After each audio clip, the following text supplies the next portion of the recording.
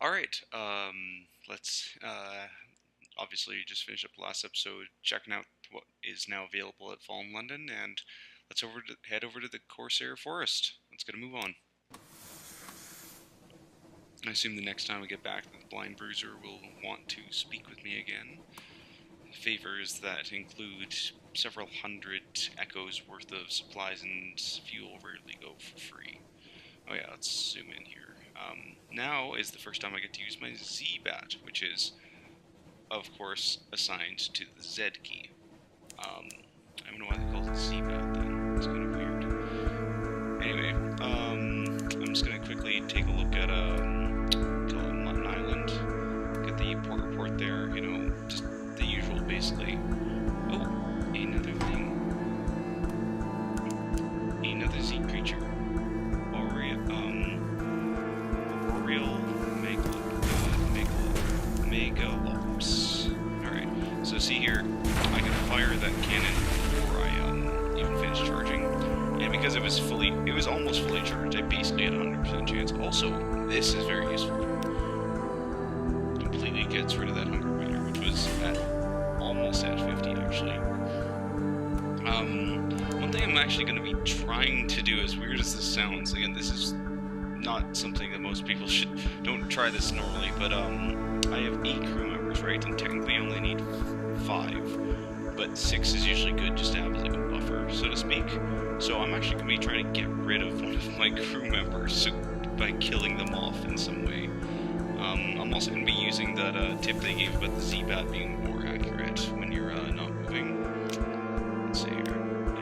Port, visit the hilltop outside town. Seen that one. 27 fragments and 2 terror. Not a bad deal. Let's see here. Actually, let me try this. Yeah, that music. Alright, although to be fair, I've never really found a problem with the Z-Bat before. It is interesting to know that it is technically more accurate without, when you're not moving. Also, what's kind of interesting is this, oh, I'm going... Oh yeah, I'm near the canal. I should probably check that out. It's just a quick stop. It's just over here. What do you calls it? When you get the submarine, you also get, as you probably expect, sonar. But what's kind of interesting is that the sonar almost seems, oh, this is nice. So now on my map, you can see this little Z-Bat icon where the next port is, which is super nice, because, yeah, it's nice to be able to just mark it right away on your map. One second, I'm just gonna take a little stab at this jerk. Another secret.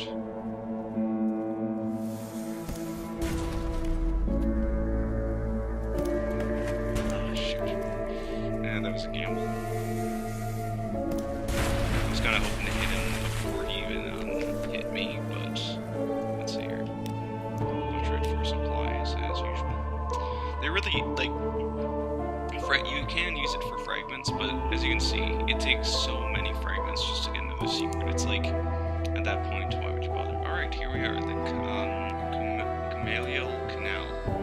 I apologize, fail better. I know I'm probably butchering your names, but I am a Canadian, I'm afraid. Despite our ancestry, we do not speak British English anymore. And, well, we don't speak British accents anymore. So, the canal is, as Sir said, the only way to get to the surface anymore. Dark waters run down from the surface from a brighter sea. So we're at the staging area for that.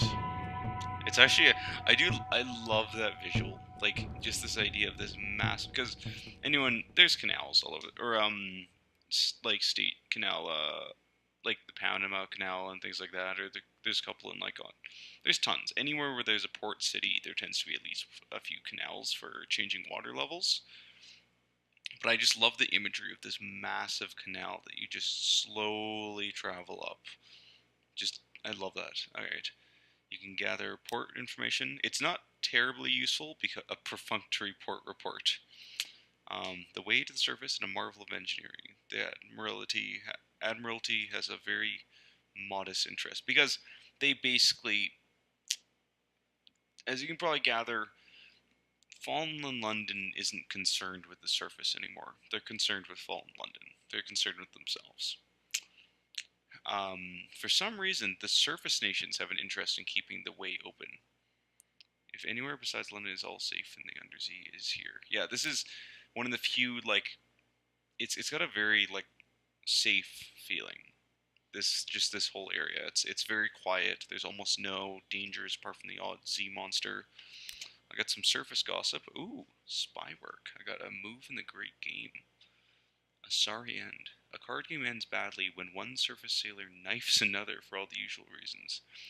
The other players scramble from the coins that spill from her pockets, but you snatch up a scrap of paper they overlook. Curious markings, dates, times, code names, spy work. Very interesting. You can travel to the surface, which actually is the best and cheapest way to get supplies that I've found. I can't remember, it's like 5 or 10 coins per supply, which I think is cheaper than almost anywhere else in the game, which is usually around 20.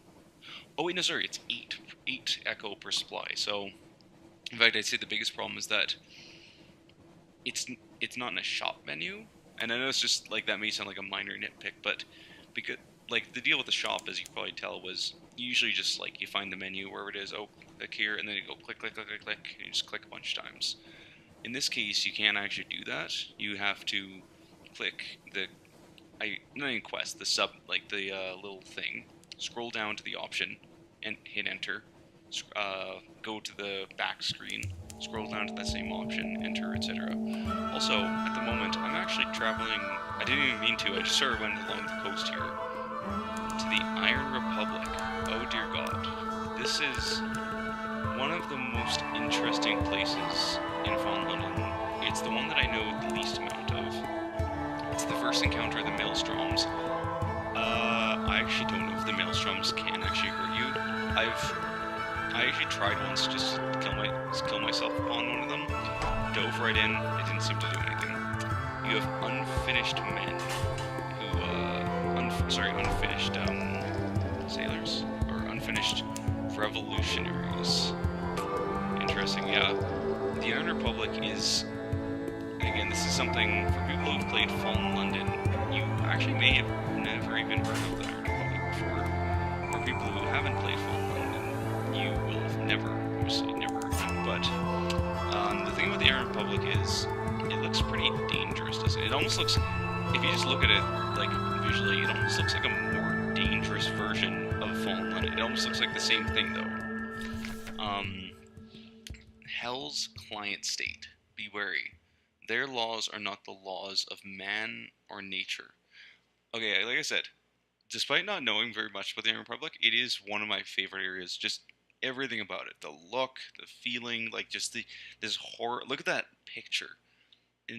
Reflected in the eye of just some terrible demon, you have these revolutionaries charging at the gates.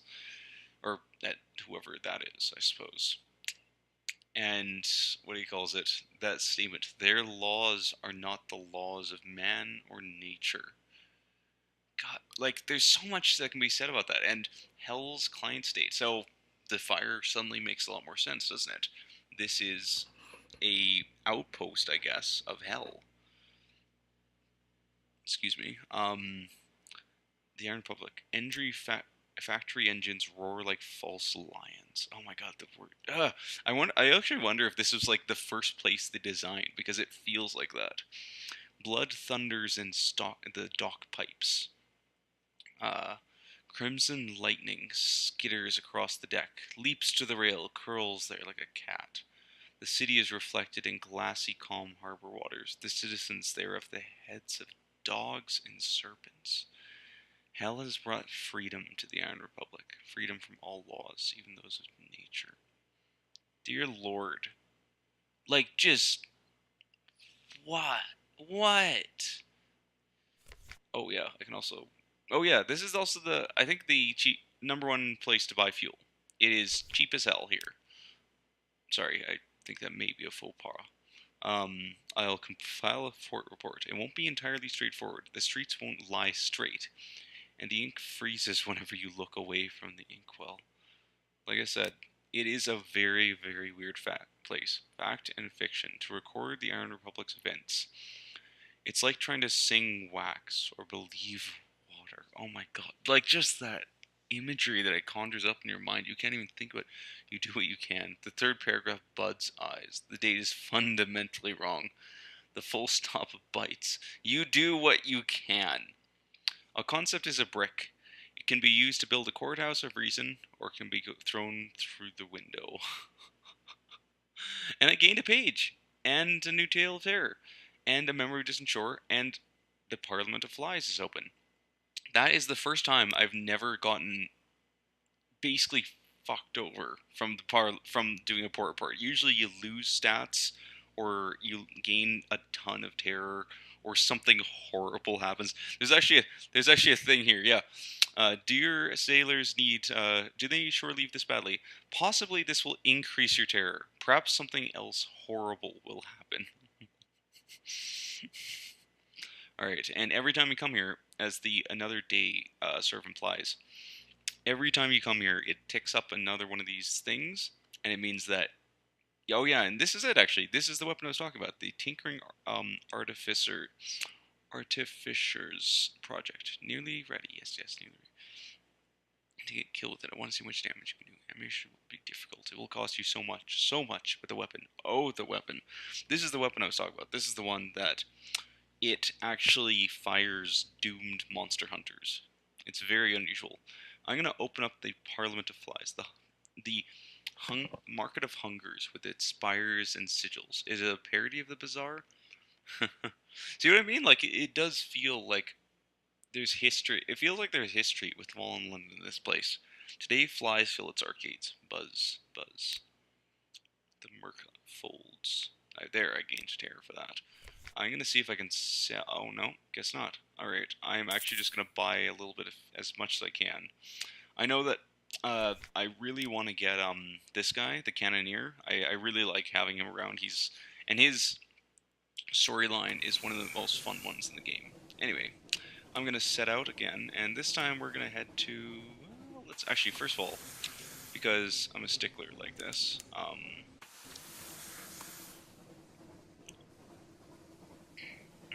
sorry about this.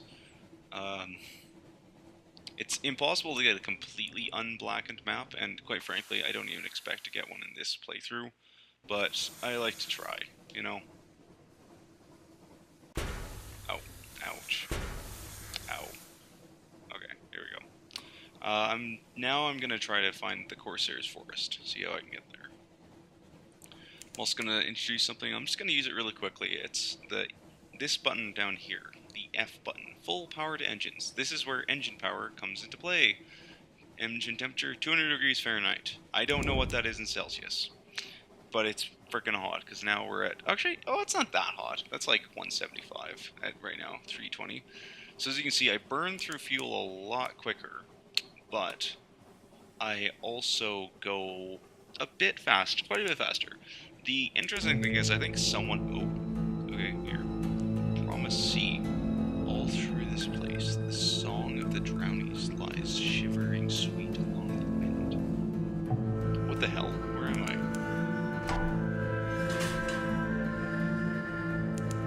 Wait a second. I'm at the Fathom King's Hold? Holy crap, that was close. Okay, here we are. Oh. The Fathom King Hold.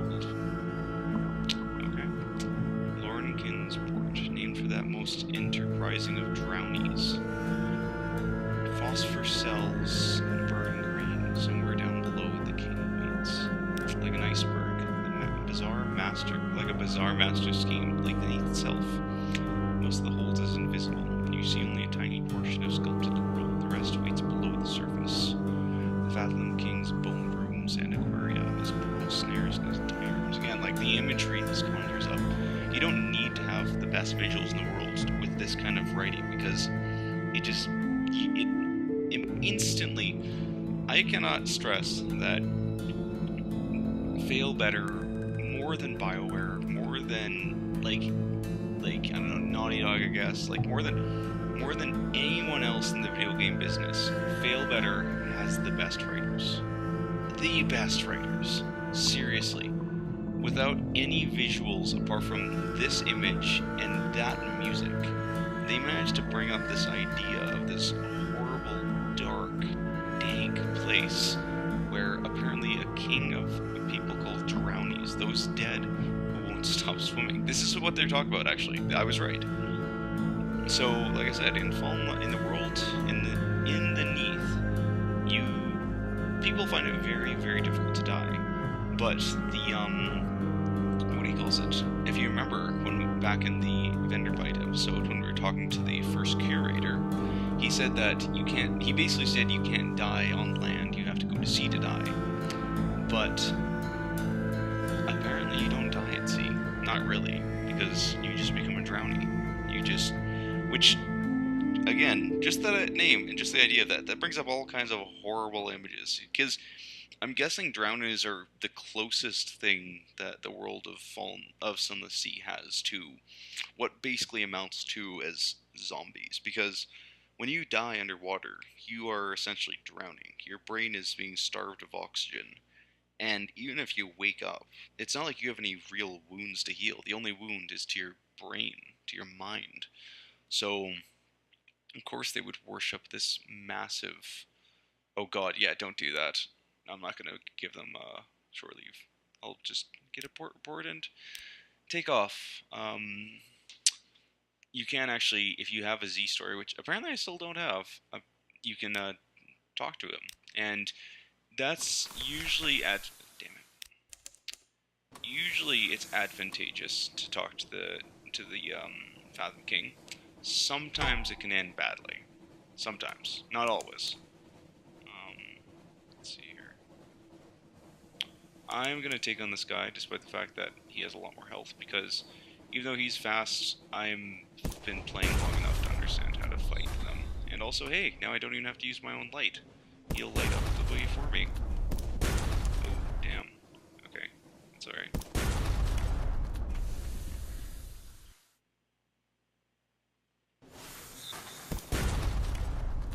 Yeah, flares are kind of funny. I've only used... I usually keep a couple around in case there's a quest or something that needs them, which there are. But, really they're not the most useful... Oh, jeez. Okay, he's smart. That's actually better AI than I was expecting, I'll be honest. But, I was gonna say, yeah, like... This is what I mean by the... By the way, if you can't tell, this is what I mean by the combat being, like, basically just good. Functional. If I can, not break the game, but if I can kind of break the AI for the most part, just by basically sticking my face into their belly and, like, moving at either 0 to 1 speed, that's not usually a good thing. I do like some of the aspects of combat. Like, I like the fact that it actually lists how many crew member there are, and you can kill the crew individually. And in fact, if you look at the weapons that you carry, each one tends to have both a crew stat and a, ouch, like a crew damage and a weapon, and a, ship damage. Now, obviously, as you could probably expect, you're normally going to be killing the, oh, shoot, one, which is, represented by the tentacle thing, which basically means person, oh, sorry, no, the little crew member means, oh, very interesting. Okay, crippled, broken, already feeding the sea, disease, endless hunger. The pirate poet. Oh. Warrior, portside. The legendary clay woman corsair. She clings tight to the last few scraps of broken debris, defeated but defiant.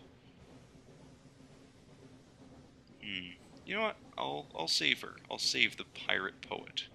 She hunts far from London, picking off those, both other pirates and travelers who sailed too far. The price of freedom. It takes 3 crew members to pull the pirate poet from the Z's clutches. She's a clay man, which, as the name sort of implies, well, actually, you guys are smart enough for that. While others mutter about bringing an unfinished man, an unfinished woman aboard ship, she just smirks. She carries little on her but the verses of poetry tattooed over every visible inch, and an old sword almost as chipped as she is. Fortunately, her salvaged possessions also include the jangling money purse on her belt, fat and ready to pay the traditional freedom price of her current bounty. As much as the crew could subdue her, all, all are relieved once she is aboard a lifeboat rowing away through the darkness toward Gaylor's Morn. Hey, we should follow her. We're going to Gaylor's Morn, and holy shit, we just got 400 echoes. If I wanted, I could probably head back to Iron Republic, but you know what? Well, you know what? What the hell? We're here. I really wish I had a faster engine, but that's what full power is for. The interesting thing about full power is that it first of all, it'll only go until this thing hits the normal 200 Fahrenheit temperature, and please make it. I'm really just trying not to engage anyone, and as I can tell, this guy's probably fighting me, and fuck, I just lost. Okay, this was a very bad idea. Okay, yeah, I'm getting there. That was a very bad idea. But I will take the cannoneer.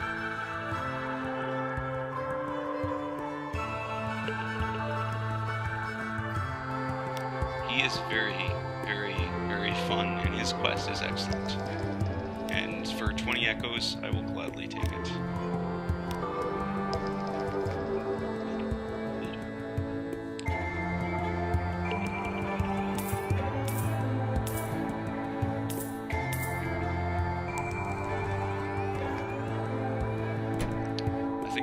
Yeah, I need torpedo ports. And also, the Cannoneer's interesting. His most notable trait is the fact that his experiments tend to result in basically destruction to my ship. Not like total, random event popped up. The crawling stars, look out, shepherds far above the false stars in the a rare and ominous event. What now?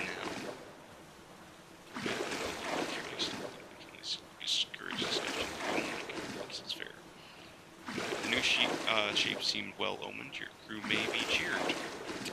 Matter of luck. Why not? Z-Bat. Hey! I got lucky. Bad as lucky. Well, great. Leathery but lucky.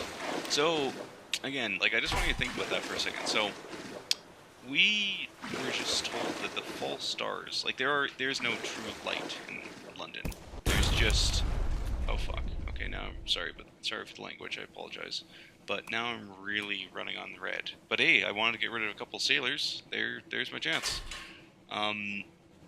Okay, now I basically have the perfect amount of sailors. So, and I'm desperately in need of a new hull. Okay. I'm trying not to die this time around, but god damn, I forgot how slow I am early game. This is like absurd. That's alright though. I can use this time to talk. So yeah, the sorry, I actually completely, yeah, Cannoneer tends to wreck your stuff up, and oh, Gillifleur. Gillifleur are very, very nice, what do you call it? They're also, they aren't terribly dangerous, but they deal quite a bit of damage, so I'm going to try to take care of this one as soon as possible.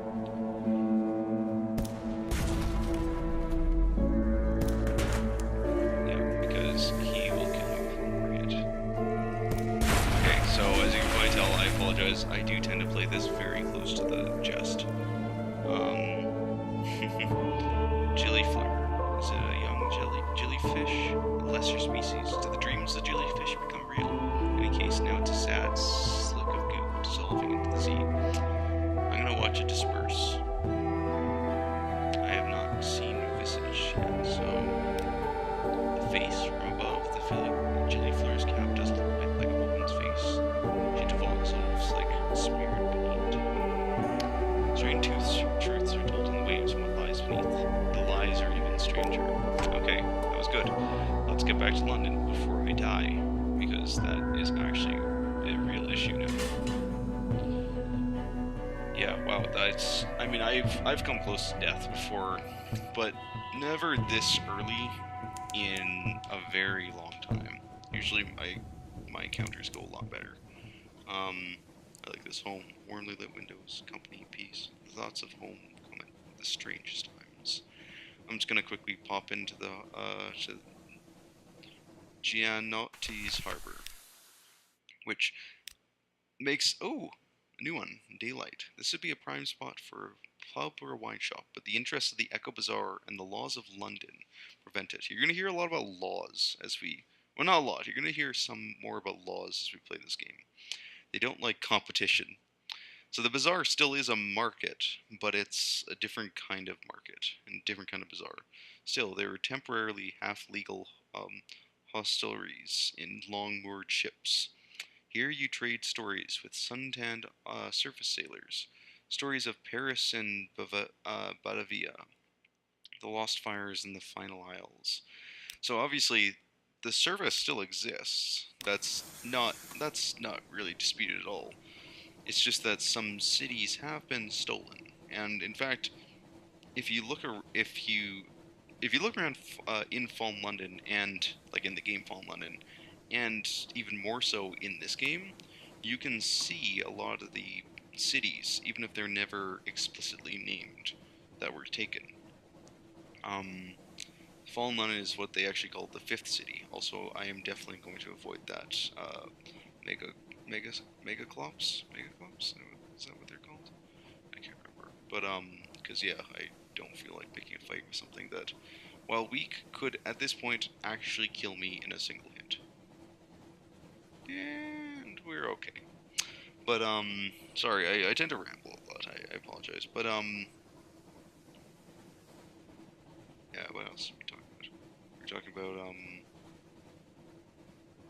I guess we were talking about the Iron Republic, how much I love that area. The Phantom King, yeah, like good basic writing. Let's see. After from the foredeck. How slow this ship is and how much that sucks ass.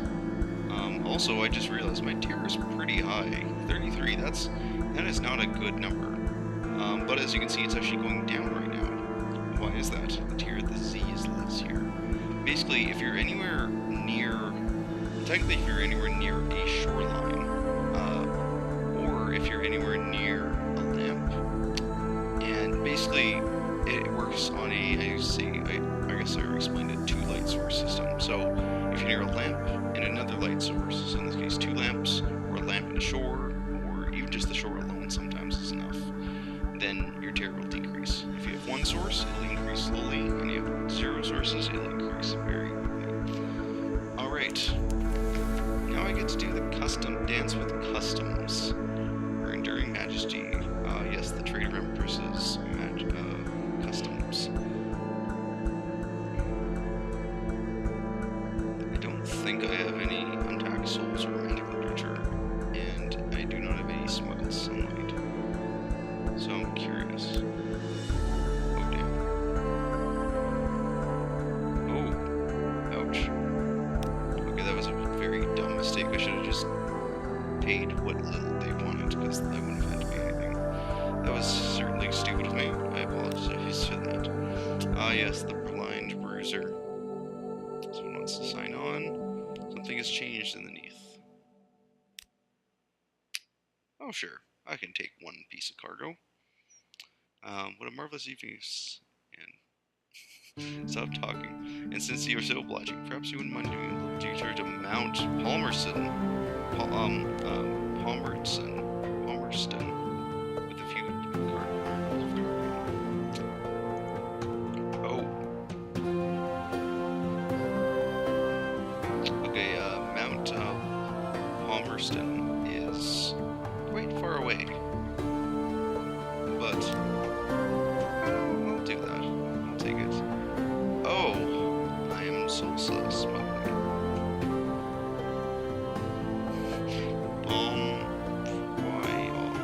Voyage is my aunt, who was French by birth, if not by inclination, used to stay. An unstamped crate of early missiles. This is about as illegal as it gets. I am soul smuggling to what is the I said that the Iron Republic is a city. It said that it's a city-state of hell. Now I'm going to actual hell. Yeah. Well, not actually hell. I'm just going to the mouth of hell. It's not as bad as it sounds.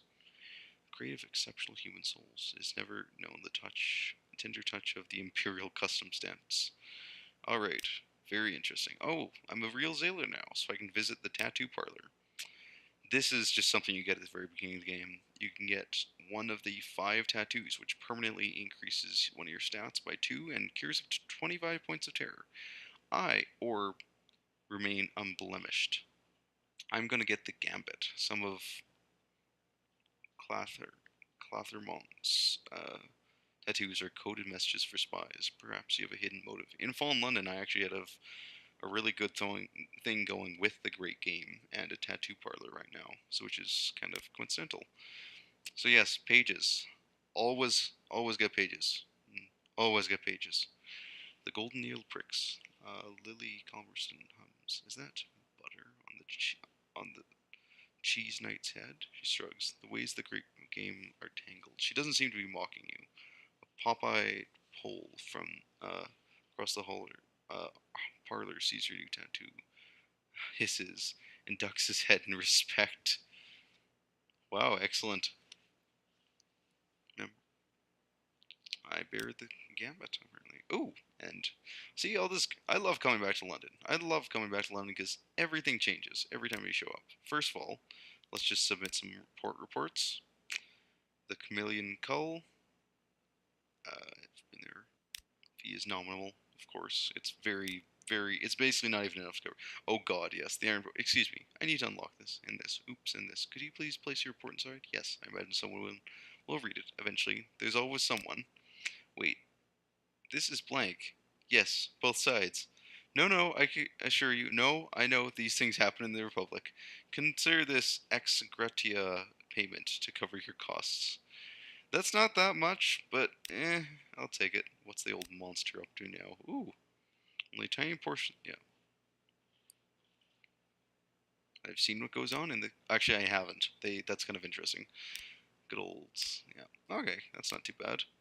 Um, Oh yeah, I still have to go to the Corsair's Forest. I guess that'll be the next thing I do. But first, the Merchant Venturer, an urchin. Like when they say urchin, by the way, sorry, that's kind of confusing. It doesn't mean like a literal sea urchin. It means like a little kid who sits by the docks. Think like 10 years old, 8, 9 years old kind of thing. Governor wants a word. Brooding figure waits in the lamplight's edge. I have need of a reliable agent. Failing that, an inventive one. Here are my requirements. He'll give you 2 different requirements every time you talk to him. In this case, I'm going to Mount Palmerston. So, perfect. I need to pick up Zoop.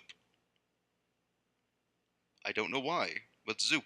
And that's much less expensive considering mustard salt is very expensive.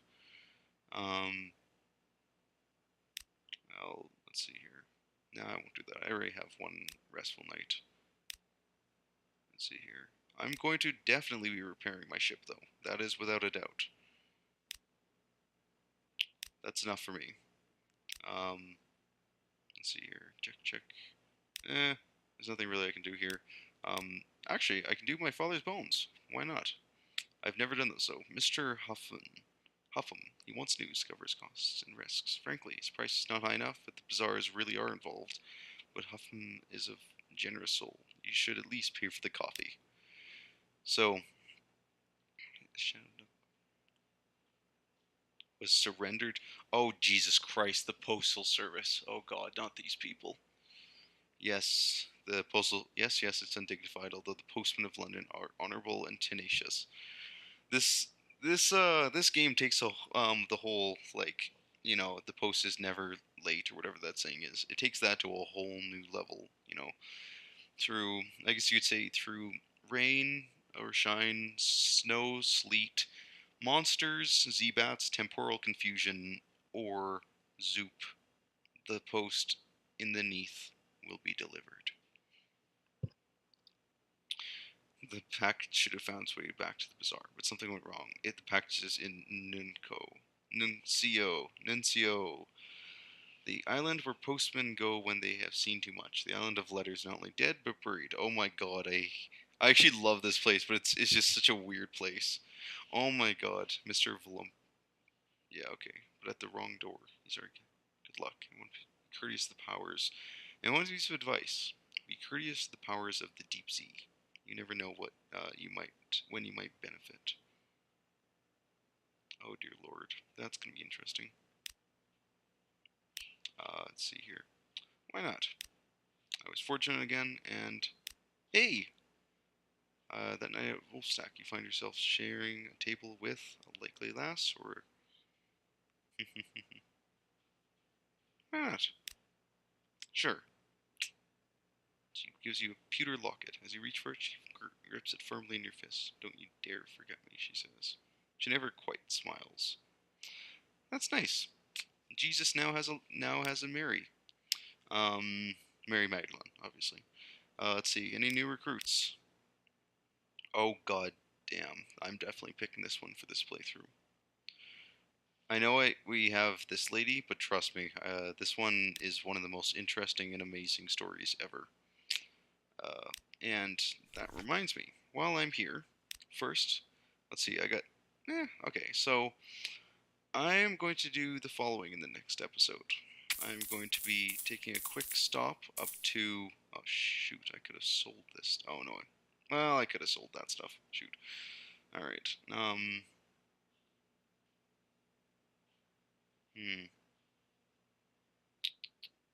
me a second here. I'm just trying to think out what I need to do.